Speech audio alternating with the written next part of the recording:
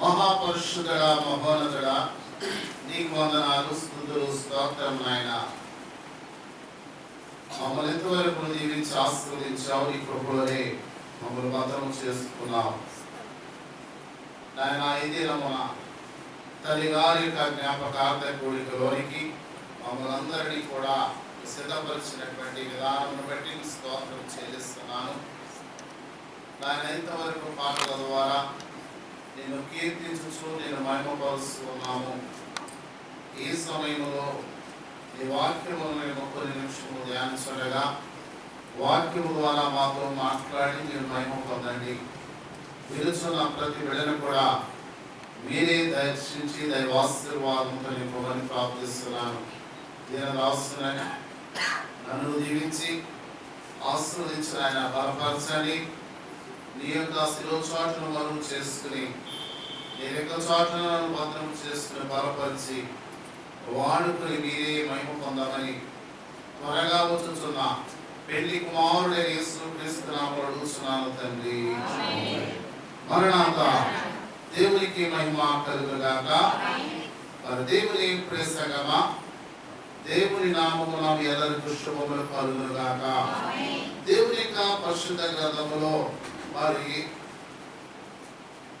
ఎప్పుడు కూడా మరి యొక్క జ్ఞాపకార్థ కూడికల్లో మనం చదువుకునేటువంటి మాటే నీతిమంతులను జ్ఞాపకము చేసుకున్నట ఆశీర్వాదకరము. ఆశీర్వాదకరము. ఈ రోజున మరి తల్లి గారిని మనం జ్ఞాపకం చేసుకుంటున్నాం. మరి నీతిమంతురాలని మనం జ్ఞాపకం చేసుకుంటున్నాం. నీతిమంతురాలను జ్ఞాపకం చేసుకున్నట అది ఆశీర్వాదకరము. మనకి అనగా కుటుంబములకు, సంఘములకు ఎంతో ఆశీర్వాదకరము. దేవుని ప్రియులారా, దేవుని ఎంతో భక్తులైన వారు, లేక దేవుని యొక్క పరిచర్యలో సాగినటువంటి వారు, లేక దేవుని ఎంతో నమ్మకము కలిగిన వారు, వాక్యం ఏమంటుందంటే వారిని నీతిమంతులు అని సెలవిస్తుంది. ఈ యొక్క నీతిమంతులు యథార్థపరులు లేక ఆత్మానుసారమైనటువంటి స్థితి కలిగిన వారు కనుక ఇట్టి నీతిమంతుల గురించి బైబిల్లో అనేక మాటలు సెలవిస్తూ ఉన్నాయి. అంతేకాదు, నీతిమంతులు అనగా దేవుని యొక్క వాక్య గ్రంథములో కీర్తనకారుడు రాసినటువంటి కీర్తనల గ్రంథములో మనం చూస్తే సజీవులలో ఒకడును నీతిమంతుడు కాదు. సజీవులలో ఉన్నవాడు ఎవరు కూడా నీతిమంతులు కాదు. అంటే అర్థం ఏమిటంటే మరి దేవుని ప్రియులారా, ఈ లోక యాత్రను ముగించుకున్నవారు,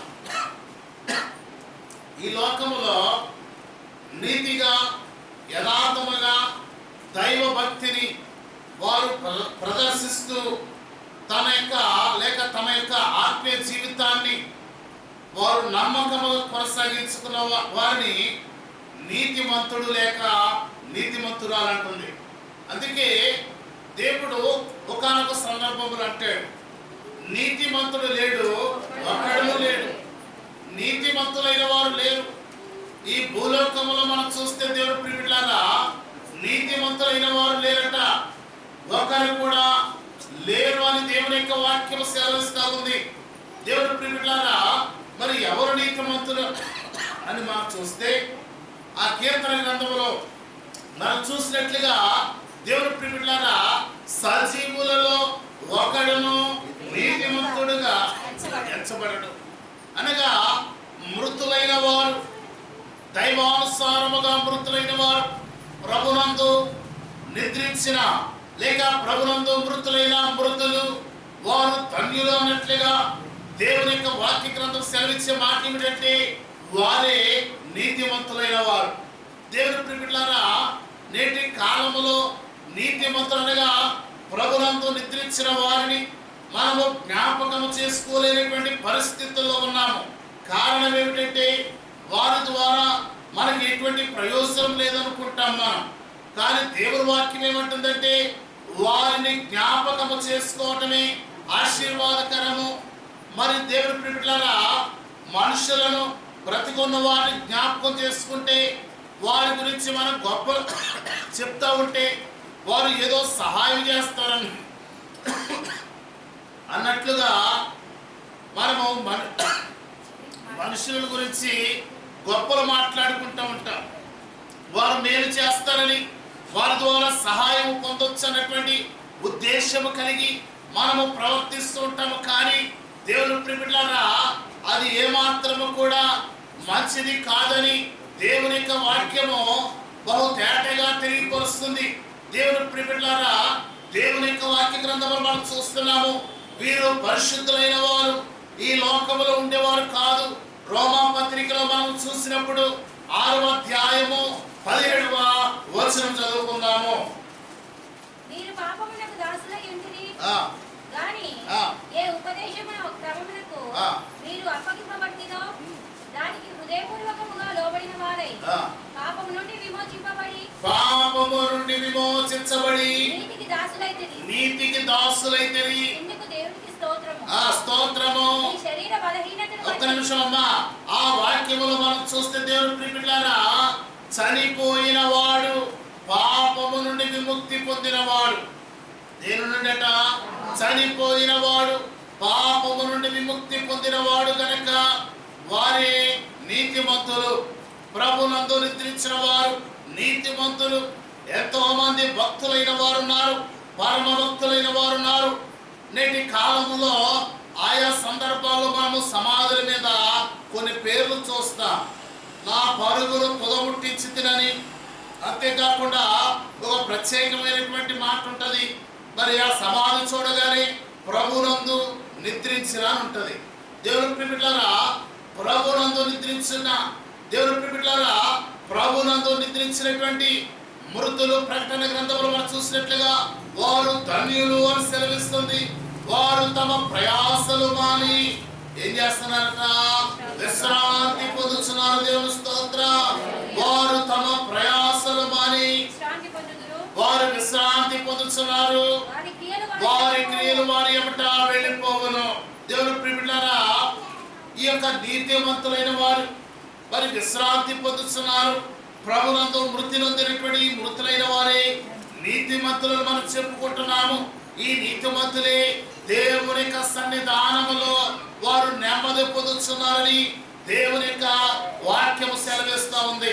దేవుని ప్రియబిడ్డలారా, కీర్తనకారుడు మనం చూస్తే కీర్తనల గ్రంథములో 16వ అధ్యాయము 6వ వచనములో చూస్తే దేవుని ప్రియబిడ్డలారా, వీరు ఎక్కడ విశ్రాంతి పొందుతున్నారట చూడాలి.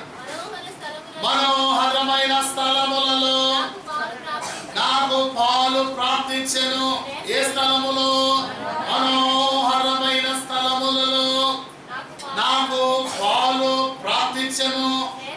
శ్రేష్టమైనటువంటి స్వాస్థ్యము. దేవుని స్తోత్ర. ఈ భూలోకములో ఎవరికి కూడా మనోహరమైనటువంటి స్థలం లేదండి. దేవుని ప్రియబిడ్డలారా, మనకి ఆయా సందర్భాలు చూస్తే ఇది చాలా బాగుంది, ఎంత అందముగా ఉందో అని ఆయా సందర్భాల్లో మనం పోల్చుకుంటూ ఉంటాము. కానీ ఈ భూలోకంలో ఉన్నది ఏది కూడా మనోహరమైనది కాదు. ఏది కూడా మరి సంతోషాన్ని పరిపూర్ణమైనటువంటి ఆనందాన్ని కలగచేసేది ఈ భూలోకములో ఏది లేదు. ఈ భూలోకములో నువ్వు ఎంత సంపాదించినా, ఎన్ని స్వాస్థ్యాలు సంపాదించుకున్నా, ఏ సంపద కూడా నీకు స్వాస్థ్యము కాదు. దేవుని ప్రియబిడ్డలారా, ఎందుకంటే కొరింథీయులకు రాసినటువంటి పత్రికలు మనం చూస్తాము కదా, ఈ గుడారమే శిథిలమైపోతుంది.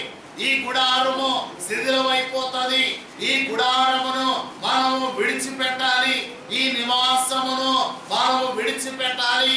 మనుషుల చేత కాక దేవుడు శిథిలమైపోయినను చేతి పని కాక దేవుని చేత కట్టబడిన నిత్యమైనది నివాసము పరలోకమందు మనకున్నదని ఎరుగుదుము. అది మనుషుల చేత కట్టబడినది కాదు.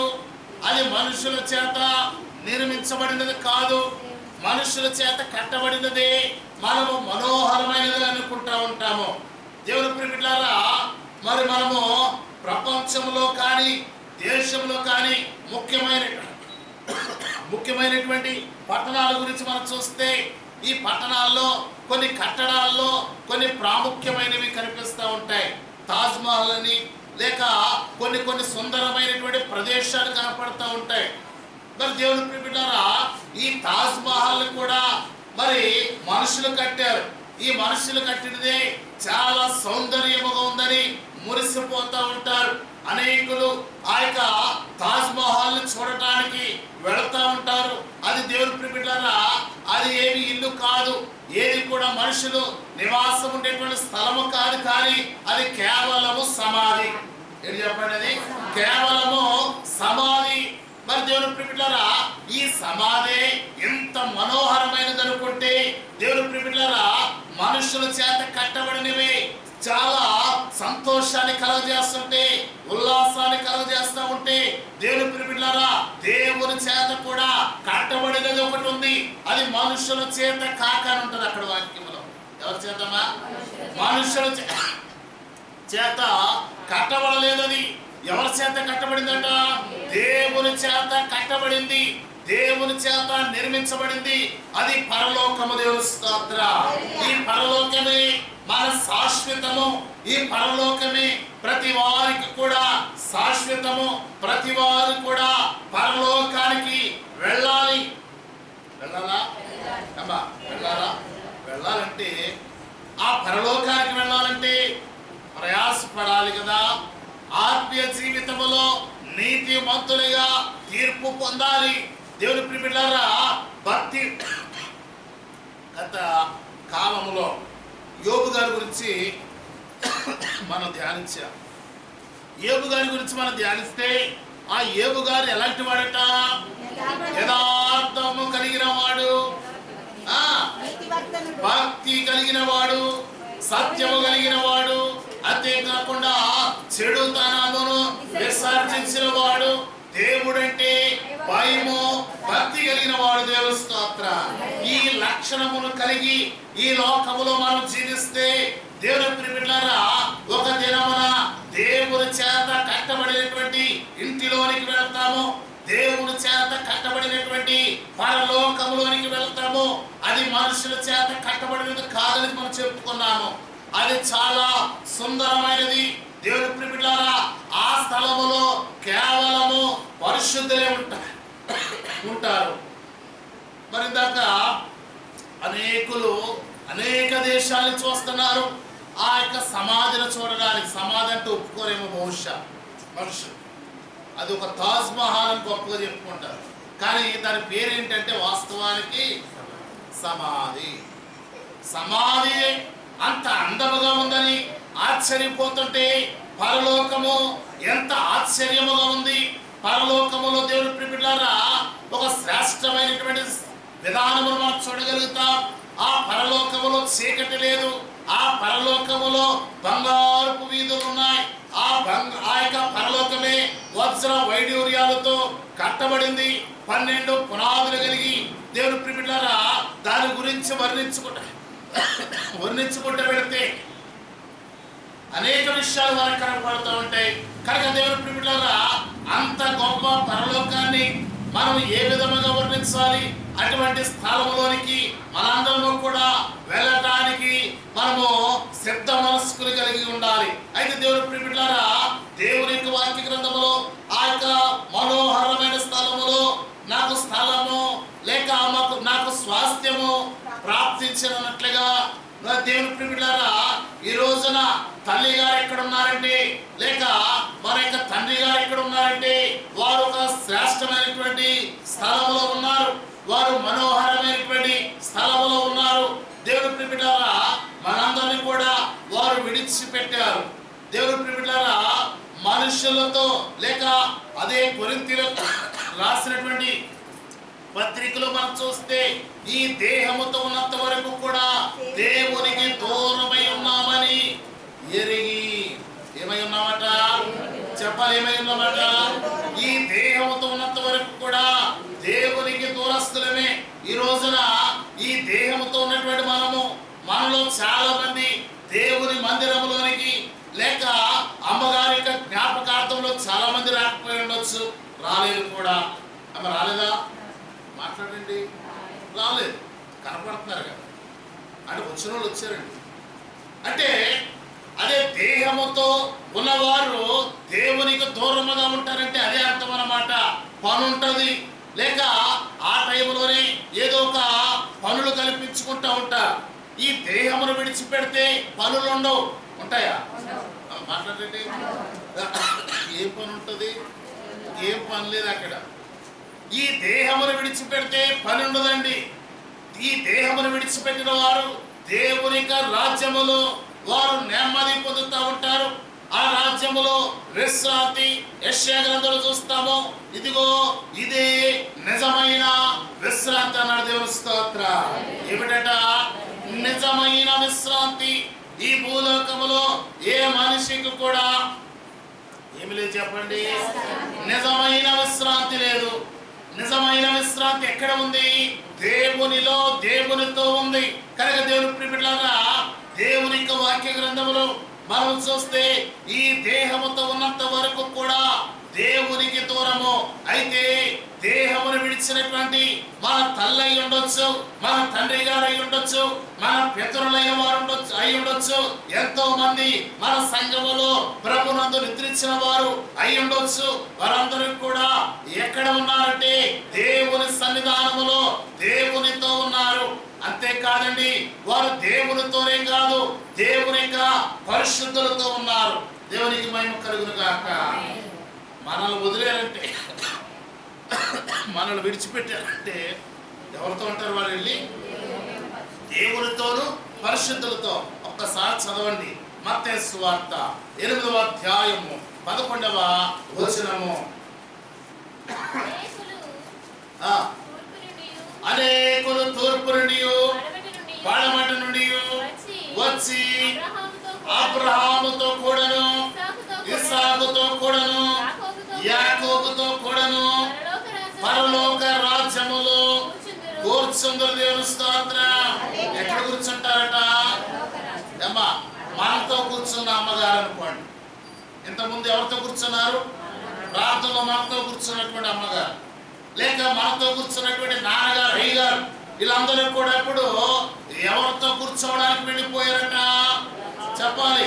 అబ్రహాము గారితో కూర్చోవడానికి, ఇస్సాకు గారితో కూర్చోవడానికి, యాకోబుతో కూర్చోవడానికి, ఏలియా గారితో కూర్చోవడానికి, మోషే గారితో కూర్చోవడానికి, దేవుని ప్రియబిడ్డలారా సమూయేలు ప్రవక్తతో కూర్చోవడానికి, అంతేకాదండి అబ్రహాముతో కూర్చోవడానికి ఒక శ్రేష్టమైనటువంటి స్థలంలోకి వెళ్ళారు. దేవునికి మహిమ కలుగును గాక. ఏది దాన్ని అంటారు? ఏమ్మా, మనతో కూర్చున్నది గొప్ప అంటారా? మనం అనుకుంటాం మనతో ఉంటే మంచిది అని మనం అనుకుంటాం. కానీ వారు ఎవరితో కూర్చున్నారని చెప్తుంది బైబిలు. చెప్పాలి అమ్మా, ఎవరితో? పరిశుద్ధులతో. అబ్రహాము గారి విశ్వాసరాయ్ గారు చూడలేదు, అబ్రహాము గారిని లలితమ్మ గారు చూడలేదు. మన సంఘములో చాలా మంది ఈ లోకములో సంఘములో జీవిస్తున్న కాలము కూడా చూడలేదు, కానీ వారితో కలవలేదు, కానీ వారితో మాట్లాడలేదు. కానీ వీరే ఈ దేహమును విడిచిన తర్వాత ఎక్కడికి వెళ్ళారంటే అబ్రహాము గారిని చూస్తానికి వెళ్ళారు. వెళ్ళారా? మాట్లాడండి. ఒక మాట, లూకాసు వార్తలో ధనవంతుడు దరిద్రుడు జరిగిపోయారు. ధనవంతుడు ఎవరు తీసుకెళ్లారట? అమ్మ, ఎవరు తీసుకెళ్ళారు? ఎవడొకడు తీసుకెళ్ళాడు. కానీ దరిద్రుడు మాత్రం ఎవరు తీసుకెళ్లారట చెప్పాలి. దేవదూతలు. దేవుని స్తోత్రం. దేవదూతలు దరిద్రుడు తీసుకెళ్ళిపోయి, ఈ దరిద్రుడు మరి దేవుని ప్రియబిడ్డలారా ఎక్కడికి వెళ్ళాడు? ముందు అక్కడ అబ్రహాము రొమ్మున అనుకున్నాడు. దేవుని స్తోత్రం. ఎక్కడ కూర్చున్నాడట? అబ్రహాము గారు ఎత్తుకున్నారట.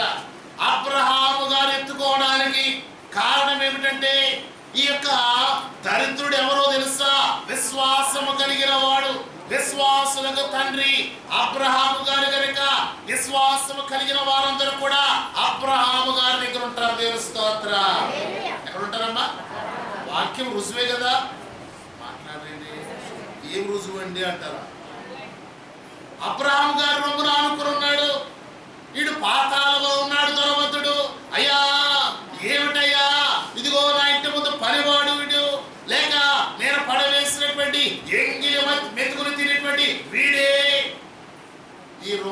ఏమనుకున్నాడు ఏంటయ్యా, నేను ఇక్కడ యాత్ర పడిపోతున్నాను, నేను మామూలు వ్యక్తిని కాదయ్యా, నేను ధనవంతుణ్ణి.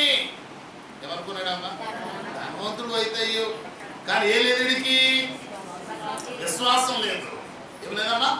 విశ్వాసం లేదు. లోకములో ఉన్నంత కాలం కూడా వాడు ఏమనుకున్నాడంటే, నా ప్రాణమా తిను తాగు సుఖపడు నీ ఇష్టం అనుకున్నాడు. ఇష్టానుసారముగా జీవించాడు. ఇష్టానుసారముగా బ్రతికిన తర్వాత వాడు ఒక రోజున చస్తే నరకములోనికి పాతాళంలోకి వెళ్ళిపోయాడు. ఎక్కడికి వెళ్ళిపోయాడట? పాతాళములో వేతన పడతా ఉన్నాడట. అయ్యా, ఈ మంటను తట్టుకోలేకపోతున్నాను, ఈ బాధను తట్టుకోలేకపోతున్నాను, ఎంత వేదనగా ఉందయ్యా, ఇదిగో నా మంటను చల్లారాలంటే అదిగో నీ రొమ్మును అనుకున్నటువంటి ఎవరిని చెప్పాలి? లాజరు పంపి. నా దగ్గర వస్తుంది కాబట్టి మీరు కవర్ చేయాలన్నమాట. లాజరు గారు పంపించండి. ఆ లాజరు వచ్చి ఒక్క బొట్టు చాలంటాడు. నీళ్ళు ఏం కావాలంటమ్మా? ఒక్క బొట్టు కావాలంటున్నాడు. ఈ మంట తట్టుకోలేకపోతున్నా అంటున్నాడు. సరే, ఇది కాదు మన సందర్భం. కానీ వీడు ఎక్కడికి వెళ్ళి కూర్చున్నాడు? లాజరు అబ్రహాము గారు ఆనుకున్నాడు, లేక అబ్రహాము గారు ఎత్తుకున్నాడు అనుకోండి. ఏమనుకోండి? అబ్రహాము గారు ఎత్తుకున్నాడంటే ఎంత గొప్పడైతే ఎత్తుకున్నాడమ్మా. భూలోకంలో అందరూ సేదరించుకున్నారు. ఇది ఒరే పనికి మారుడా, మా గుమ్మ ముందు నుంచి బయటికి వెళ్ళిపోరా. ఆడు రోగాలు చూసి, వాడి గాయాలు చూసి, వాడి స్థితిగతులు చూసి అసహించుకున్నారు. కానీ అబ్రహాము గారు మాత్రం ఏం చేశాడు తెలుసా? ఆయన రొమ్మునెత్తుకున్నాడు. దేవుని స్తోత్ర. నీతి కలిగినటువంటి లాజరు అనుకోండి. ఎవరు చెప్పండి? నీతిమంతుడైనటువంటి లాజరు. వీళ్ళందరూ కూడా మరి భక్తులైన వారందరూ కూడా, లేక మన తల్లి మన తండ్రి గారు కూడా ఎక్కడికి వెళ్ళారని మనం చెప్పుకుంటున్నాము. ఎవరి దగ్గర కూర్చుంటారు? చదవాలి మళ్ళీ ఒకసారి. మత్తయి సువార్త. అనేకులు తూర్పు నుండి పడమట నుండి వచ్చి అబ్రహాముతో కూడాను, ఈసాకుతో కూడాను, యాకోబుతో కూడాను పరలోక రాజ్యములో కూర్చుందరు. దేవుని స్తోత్రం. ఎంత గొప్ప ధనికులకు వెళ్ళారమ్మా. మనతో ఉంటే బాగుండి అనుకున్నాం, కానీ వాళ్ళు ఎక్కడికి వెళ్ళి కూర్చున్నారట? దేవుని యొక్క భక్తులైన వారితో కూర్చున్నారు. లేక అక్కడ ముగ్గురిని మనం చెప్పుకుంటున్నాం, కానీ ఆయా సందర్భంలో అబ్రహాం గారు, యాకోబు తండ్రి, ఈసాకు దేవ ఈ మాటలు మనం చూస్తాం. కానీ ఏలియా గారితో ఉన్నారు, ఎలీషా గారితో ఉన్నారు, లేక దేవుని ప్రియులారా సమూయేలు ప్రవక్తతో ఉన్నారు, లేక యేసు ప్రభు యొక్క శిష్యులైన వారు ఉన్నారు, వారితో ఉన్నారు, యోహాను గారితో ఉన్నారు. ఒక్క మాటలో చెప్పాలంటే దేవునితో ఉన్నారు. దేవుని స్తోత్రం. దేవునితో ఉన్నారని దేవుని యొక్క వాక్యము సెలవిస్తుంది. దేవుని ప్రియులారా, వారందరూ కూడా దేవుని యొక్క రాజ్యములో నెమ్మది పొందుతూ ఉన్నారు. వారు విశ్రాంతి తీసుకుంటూ ఉన్నారు. లేక కుటుంబము కొరకు, సంఘము కొరకు వారు అనునిత్యము కూడా ప్రార్థన విజ్ఞాపనలు చేస్తున్నారు. అక్కడ ఏం చేస్తారన్నమాట? ప్రార్థనలు విజ్ఞాపన చేస్తారు. దేవుని ప్రియులారా, అంటే నేను ఈ మాట చెప్తున్నానంటే డైరెక్ట్గా పరలోకానికి వెళ్ళిపోయారని కాదు, కానీ పరదేశంలో వారు విశ్రాంతి తీసుకుంటున్నారు. ఈ పరదేశంలో పరలోకానికి వెళ్తారు. ఈ పరలోకానికి వెళ్ళిన తర్వాత భక్తులైన వారితో వారు దేవుని స్తుతిస్తూ ఉంటారు. అక్కడ పనేమి ఉండదు. ఏముంటుందమ్మా? చెప్పాలి. 24 గంటలు ప్రార్థనే. ఇక్కడ రోజు ప్రార్థన. అయ్యగారు రోజు పూటలు పెట్టాడు అనుకోండి, అయ్యగారికి పని పాట లేదు, ఎప్పుడు ప్రార్థనలు అంటాడంట. అక్కడికి వెళ్ళిన తర్వాత ఏంటి చెప్పండి అమ్మా? ఎవరంటారు అక్కడ? రోజు ప్రార్థనే, రోజు పాటలే, దేవుని స్తుతించడమే తప్పితే ఇక వేరే పని. ఆకలి దప్పికలు అచ్చట లేవు. పాట పాడతాం కదా, ఏమి లేవట? ఆకలి దప్పికలు అచ్చట లేవు. విమోచించబడిన వారే విమోచ సంగీతములు అక్కడ వినబడును. విమోచించబడిన వారు వెళ్తారు. దేవుని ప్రియలారా, ఈ రోజున తల్లి గారు ఆ స్థలంలో ఉన్నారు. మన తండ్రి గారు ఆ స్థలంలో ఉన్నారు. మన తల్లి తండ్రి కాదు, వారి ద్వారా కనినటువంటి పిల్లలు, ఆత్మీయముగా కనబడినటువంటి పిల్లలు చాలా మంది సంఘములో అనేకులు ప్రభునందు నిద్రించిన వారు ఉన్నారు కదా. ఉన్నారమ్మా మన సంఘంలో చాలా మంది ఉన్నారు. వీళ్ళందరూ కూడా అక్కడ ఒక మందగా ఉంటారు. దేవుని స్తోత్రం. వారందరూ కూడా ఒక స్థలములో దేవుని మహిమపరిచేవారిగా, దేవుని ఘనపరిచేవారిగా ఉంటారని దేవుని యొక్క వాక్యము ద్వారా మనం గ్రహిస్తున్నాం. సరే, మంచి దేవుని ప్రియులారా, ఒక దినమున వీరిని మనము కలుసుకోబోతున్నాం. ఒక దినమున మనం కలుసుకోబోతున్నామంటే ఎలాగా? దేవుని రాకడలో. ఇక్కడ అక్కడ కలుసుకునేది ఎక్కడ? ఎక్కడ? మధ్యాకాశమే అంటారు. మరి మధ్యాకాశంలో కలుసుకుంటే యోహాను సువార్త 5వ అధ్యాయం చదవండి. దానియేలు గ్రంథము 12వ అధ్యాయం చదవండి. దానియేలు గ్రంథము 12వ అధ్యాయము. బుద్ధిమంతులైతే సమాధిలో నిద్రించు అనేకులు మేలుకొనెదరు. ఏంటమ్మా, ఎక్కడ ఉన్నారు వీళ్ళు? పరదేశంలో నిద్రపోతారు, విశ్రాంతి తీసుకుంటారని చెప్పారు కదా. మరి ఇక్కడేమన్నా వాక్యంలో సమాధులలో నిద్రిస్తున్నారు. ఎక్కడ నిద్రపోతున్నారంటే ఆత్మ అక్కడే నిద్రపోతుంది, శరీరం ఇక్కడే ఉంది. మరి ఇక్కడ ఎలా చూస్తున్నాము? సమాధులు తెరవబడతాయని చదువుతున్నారు. యోహాను సువార్తలోకి రండి.